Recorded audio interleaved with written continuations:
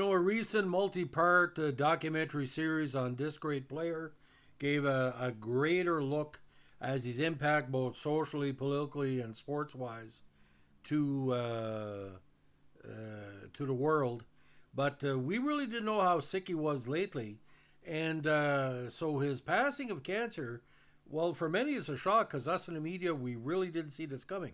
Now, Bill Walton, according to CBC, the Hall of Fame basketball player, who eventually became a star broadcaster, has died at the age of 71.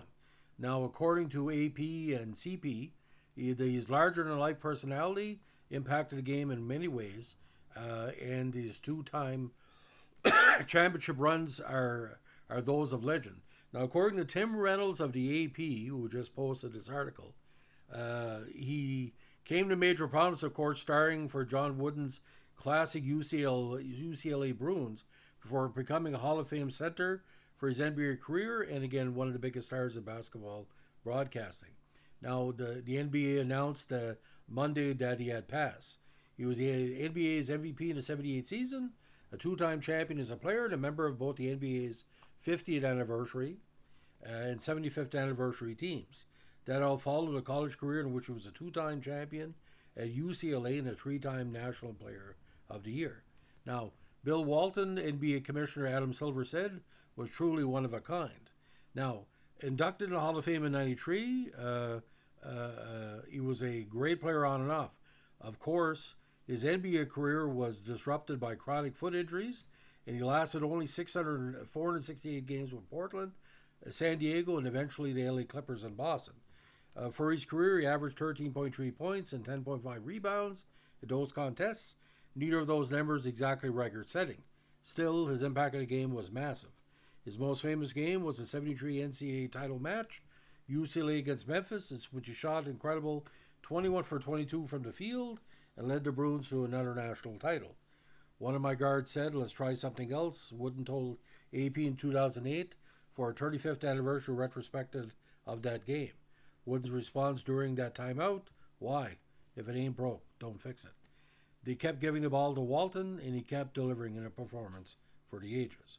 It's very hard to put into words what he's meant to the UCLA's program, as well as his tremendous impact on college basketball, UCLA coach Mike Cronin said Monday. Behind his remarkable accomplishments as a player, it's his relentless energy, enthusiasm for the game, and unwavering candor that has been the hallmarks of his larger-than-life personality. As a passionate UCLA alumnus and broadcaster, he loved being around our players, hearing their stories, and sharing his wisdom and advice. For me as a coach, he was honest, kind, and always had his heart in the right place. I will miss him very much. It's hard to imagine a season in Pauley Pavilion without him. When Walton retired from the NBA and turned into broadcasting, it was something he never thought he could be good at, and an avenue he sometimes wondered would be possible for him because he had a pronounced stutter at times in his life. Turns out he was excellent at that too. Walton was an Emmy winner and eventually was named one of the top 50 sports broadcasters of all time by the American Sportscasters Association and even appeared on the New York Times bestseller list for his memoir, Back from the Dead. He had told the story of a debilitating back injury suffered in 2008, one that left him considering taking his own life because of the constant pain and how he spent years recovering. In life, being so self-conscious, red hair, big nose, freckles, and goofy, nerdy-looking face, and I couldn't talk at all. I was incredibly shy and never said a word, Walton told the Oregonian newspaper in 2017. Then, when I was 28, I learned how to speak. It became my greatest accomplishment of my life and everybody else's biggest nightmare. Now, the last part of that was just Walton and hyperbole. He was beloved for his on-air tangents, sometimes appearing on air in Grateful Dead t-shirts. Walton was a huge fan of the band and referenced it often, even sometimes recording satellite radio specials, celebrating what it meant to be a Deadhead. At the Pac-12 conference, who was basically evaporated in many ways now because of college realignment, was another of his many loves. He also always referred to it as a conference of champions and loved it all the way to the end. It doesn't get better than this. He once said in the broadcast, tie-dye shirt, t-shirt on, a wine lay around his neck. Now, ironically, Walton holds a very unique record. He won his first 73 college games. And again, he will always be synonymous with UCLA's dominance. He enrolled at the school in 1970 before freshmen could play in the varsity team. Once he could play for Wooden, The Bruins were unbeatable for more than 2 years, and Walton's UCLA teams won their first 73 games, the bulk of the Bruins' extraordinary 88-game winning streak. They went 30-0 in each of his first 2 seasons and 86-4 in his career on the varsity. My teammates made me a much better basketball player than I could ever become myself, Walton said in a Hall of Fame speech in '93. The concept of team has always been the most intriguing aspect of basketball to me. If I had been interested in individual success or individual sport, I would have taken up tennis or golf. He also considered himself fortunate to have been guided by two of the game's greatest minds in Wooden and Celtics patriarch Red Auerbach. Thank you, John, and thank you, Red, for making my life what it has become. Now, Walton was the number one pick by Portland in the '74 NBA draft. He considered Bill Russell his favorite player and found Larry Bird the toughest and best he played with, so it was appropriate that his playing career ended as a member of the Celtics. Playing basketball with Larry Bird, Walton once said, is like singing with Jerry Garcia, referencing the now-past co-founder of Grateful Dead. What I remember most about him was his zest for life. He was a regular presence at league events, always upbeat, smiling ear to ear and looking to share his wisdom and warmth. I treasured our close friendship, envied his boundless energy, and admired the time he took with every person he encountered. Now, Walton died surrounded by his loved ones, his family said, survived by wife Lori and sons Adam, Nate, Chris, and Luke, a former NBA player and now a coach. So Walton was basically, when I say the last link to 1970s basketball to a level that we remember as not to call bought and sold. He was a superstar like OJ was, like Roger Staubach, like a lot of players of his era. Now the passing of cancer was kind of, like I said, a shock. A lot of people didn't know how sick he was.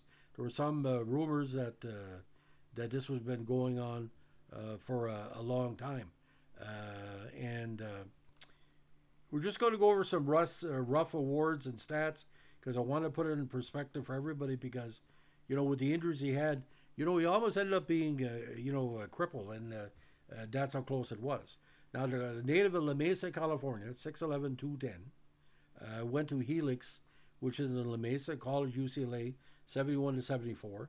He was number one first round and overall for Portland, played 14 years at center, and of course wore his famous number 5 for most of his career.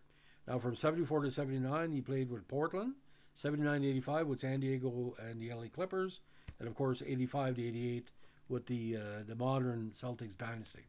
Two-time NBA champion, 77 and 86, Portland and Boston, NBA Finals MVP in 77, NBA Most Valuable Player with Portland 78, two-time NBA All-Star in 77-78, All-NBA First Team and All-NBA Second Team in 78 and 77, All-Defensive First Team 77-78, Six-Man Award of the Year Award 86, NBA Rebounding Leader in 77, NBA Blocks Leader in 77. He's number 32, has been retired by the Trail Blazers and UCLA Bruins. NBA All-Anniversary Team 50 and 75th version. Two-time NCAA champion 72-73. Final Four Most Outstanding Player 72-73. Three-time National College Player of the Year 72-74. Three-time Consensus First Team All-American 72-74. James A. Sullivan Award in 73. And number 32 again retired by the Bruins. NBA career, College Basketball Hall of Fame, Basketball Hall of Fame as player. Might go in as an announcer. Points, 6,215, 13.3. Rebounds, 4,923, 10.5.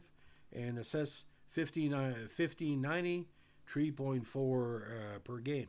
So I really think like this is it's kind of weird. We're in the midst of the NBA playoffs, and to see everybody's mind's going to return to him in the next few days.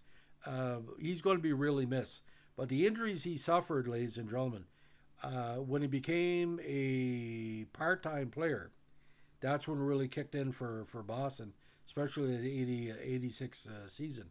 And his best campaign for a lot of people, again, was 77 when he won that title in Portland. 18.6 points per game, 14.4 rebounds with 70% shooting from the field. And he did play 35 minutes a game that year. And he only was in the playoff 4 times, and they won 2 titles. So, regular season for UCLA, again, just tremendous. So, Mike, you will be missed.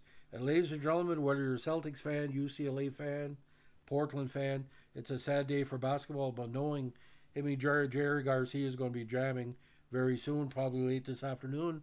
If you're heading to heaven the next couple of days, you're going to have quite a band when you get there, because Mike was tremendous. But check out the documentary that was done on him recently through ESPN. It's quite interesting. I learned a lot about him because I was never a big fan of basketball until Larry Bird showed up, but Walton, when he started playing with the Celtics, that was my 3rd year as a journalist. I learned a lot about Celtic pride because of Walton's decision to play in Boston.